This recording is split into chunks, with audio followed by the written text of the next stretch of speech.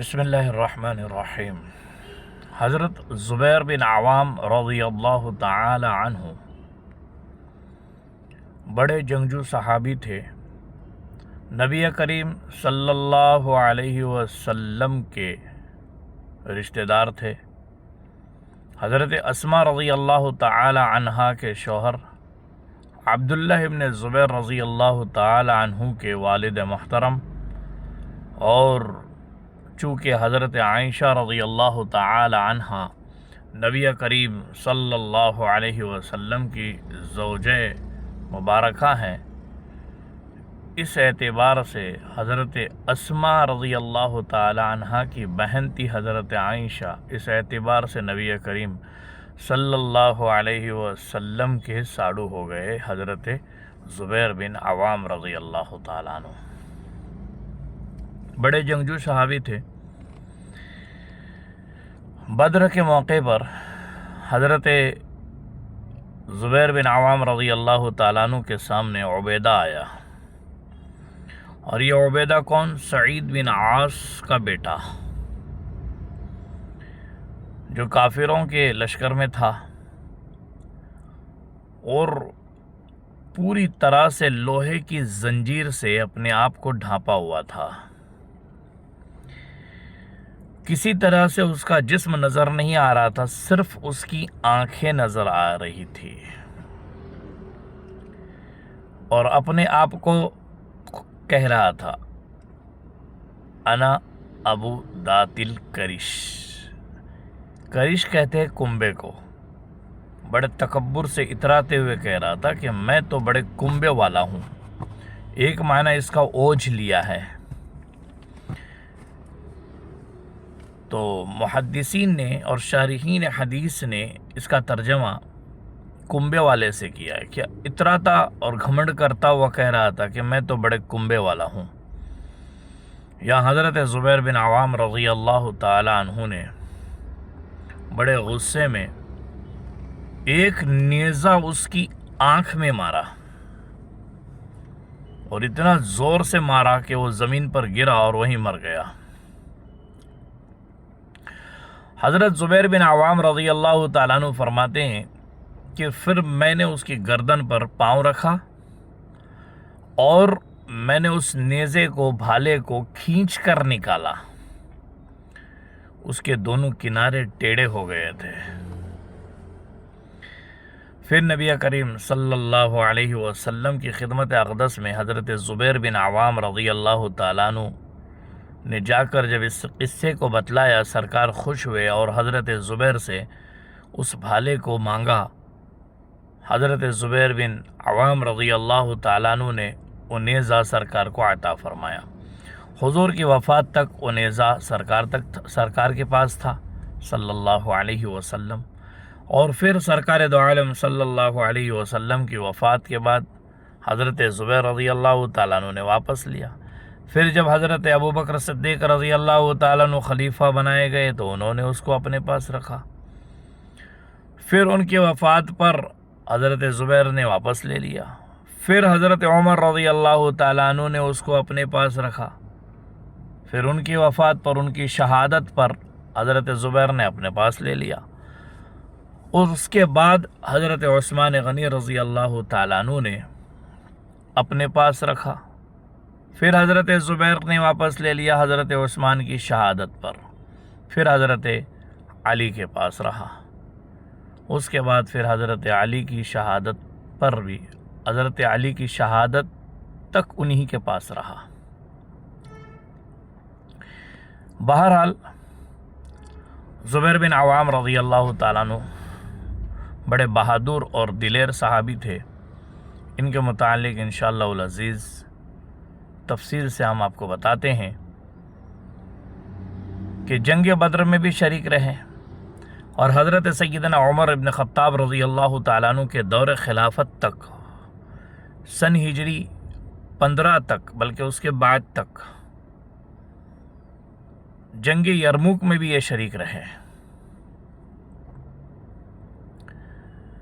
سن ہجری 15 میں جنگ یرموک ہوئی حضرت عمر ابن خطاب رضی اللہ تعالیٰ عنہ کے زمانے میں۔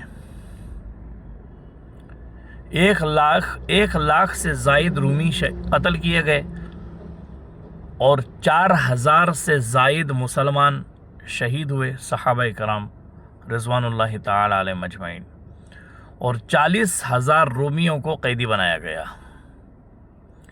हज़रत उरवा इब्न ज़ुबैर, जो हज़रत ज़ुबैर बिन अवाम रज़ी अल्लाह ताला अन्हु के बेटे हैं, छोटे बेटे हैं, वो फरमाते हैं कि इनको 3 चोट लगी थी। और जंग यरमुक में चूँकि अब्दुल्ला इब्न ज़ुबैर रज़ी अल्लाह ताला अन्हु भी हज़रत ज़ुबैर बिन अवाम रज़ी अल्लाह ताला अन्हु के साथ में थे और 10 साल के थे, सहाबा इकराम रिज़वानुल्लाहि ताला अलैहिम अजमईन ने जंग यरमुक के मौके पर हज़रत ज़ुबैर बिन अवाम रज़ी अल्लाह ताला अन्हु से ये कहा कि आप जंग के मैदान में कूदते नहीं हैं, आप तशद्दुद के साथ जंग नहीं करना चाहते। हज़रत ज़ुबैर ने कहा रज़ी अल्लाह अन्हु कि मैं जंग करना चाहता हूँ, मैं हमला करना चाहता हूँ, लेकिन मसला ये है कि मैं जब इन काफिरों पर हमला करूँगा तो लामहला आप लोग मेरा साथ नहीं देंगे। सहाबा ने कहा ऐसा नहीं, हम भी आपके साथ चलेंगे। लेकिन हज़रत ज़ुबैर रज़ी अल्लाह ताला अन्हु ने जब हमला किया है, काफिरों की सफ़े के सफ़े चीर दी है और फिर मैदान को ताबे कर लिया है।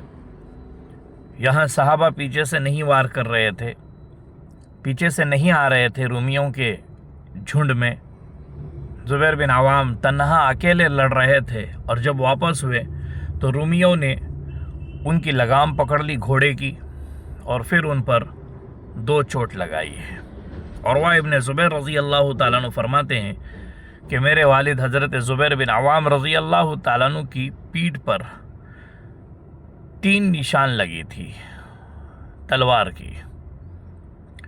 एक कौल तो ये है कि 2 चोटें, एक रिवायत में ये बात मिलती है कि बद्र में लगी थी और एक यरमुक में लगी थी, और बाज़ों ने कहा है कि नहीं, एक रिवायत में ये भी मिलता है कि बद्र में 1 लगी थी और यरमुक में 2 लगी थी। बहरहाल दोनों रिवायतें हैं, एक रिवायत में यरमुक में 2 लगने का जिक्र है, बद्र में 1 लगने का जिक्र है, और बाज़ रिवायतों में बद्र में 2 लगने का और यरमुक में 1 लगने का जिक्र है। बहरहाल हज़रत ज़ुबैर बिन अवाम रज़ी अल्लाह ताला अन्हु को 3 चोट लगी थी पीठ पर, और इतनी गहरी चोट कि ज़ख़म भरने के बाद भी वो सुराख बाकी था। हज़रत उरवा बिन ज़ुबैर रज़ी अल्लाह ताला अन्हु फरमाते हैं कि मैं उसमें अपनी उंगली डालकर खेला करता था अपने बचपने में। ज़ुबैर बिन अवाम रज़ी अल्लाह ताला अन्हु के बेटे अब्दुल्ला इब्न ज़ुबैर रज़ी अल्लाह ताला अन्हु का भी मैंने ज़िक्र किया, जो अपनी मक्की ज़िंदगी में शहीद कर दिए गए हज्जाज के हाथों मरवान बिन हकम के दौर खिलाफत में। उनका तज़किरा इंशाअल्लाह कभी अल्लाह ने चाहा तो आइंदा कभी कर लेंगे। फ़िलहाल इतनी बात है कि ज़ुबैर बिन अवाम रज़ी अल्लाह ताला अन्हु 10 साल के थे जंग यरमुक के मौके पर, और हज़रत बहरहाल अब्दुल्ला इब्न ज़ुबैर की बात कर रहा हूँ, ज़ुबैर बिन अवाम नहीं, अब्दुल्ला इब्न ज़ुबैर 10 साल के थे। ज़ुबैर बिन अवाम रज़ी अल्लाह ताला अन्हु ने जब रूमियों पर हमला किया है तो उन्होंने अपने बेटे अब्दुल्ला इब्न ज़ुबैर रज़ी अल्लाह ताला अन्हु को किसी के हवाले किया, एक घोड़े पर बिठाया उसको और किसी के हवाले कर कर फिर लड़ने के लिए गए थे। बहरहाल हज़रत अब्दुल्ला इब्न ज़ुबैर रज़ी अल्लाह ताला अन्हु जंगी यरमुक के मौके पर हाजिर थे, मुझे ये भी बतलाना है। और ज़ुबैर बिन अवाम रज़ी अल्लाह ताला अन्हु बद्र में भी हाजिर थे, जंग यरमुक में भी हाजिर थे, और बड़े जाफशानी से लड़े थे। रूमियों के रूमियों को जो है दंदान शिकस्त जवाब दे गए थे हज़रत ज़ुबैर बिन अवाम रज़ी अल्लाह ताला अन्हु। आज के लिए इतना ही काफ़ी है। अल्लाह ताला जो है इससे हमको इन सहाबा जैसे नेकियों की तौफीक भी अता फ़रमाए और इनके जैसे आमाल सालिहा की हमको तौफीक अता फ़रमाए। व आखिर दावाना अनिल हम्दुलिल्लाह।